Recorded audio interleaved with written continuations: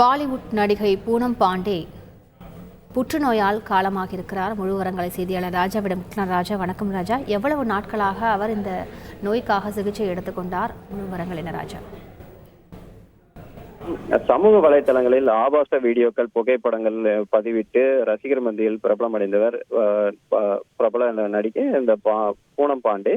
இவர் இன்று காலை கர்ப்பப்பை வாய் புற்றுநோயால் பாதிக்கப்பட்டு இன்று காலை இறந்து உள்ளதாகவும் அவர் தரப்பு மேலாளர் தரப்பு அதிகாரப்பூர்வமாக அறிவிக்கப்பட்டிருக்கிறது.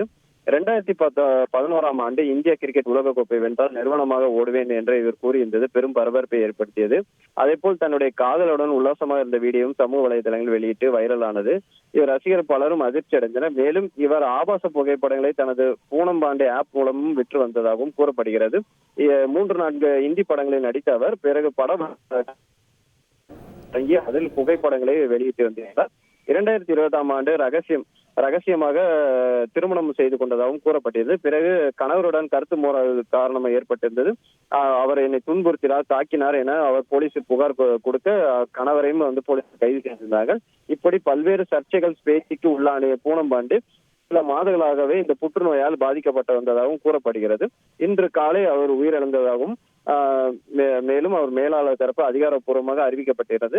அவர்கள் ரசிகர்கள் மத்தியில் பெரும் அதிர்ச்சி ஏற்படுத்தியிருக்கிறது. அவர்கள் சமூக வலைதளங்களில் அதற்கு இரங்கல் தெரிவித்து வருகிறார்கள். முழு விவரங்களுக்கு நன்றி ராஜா.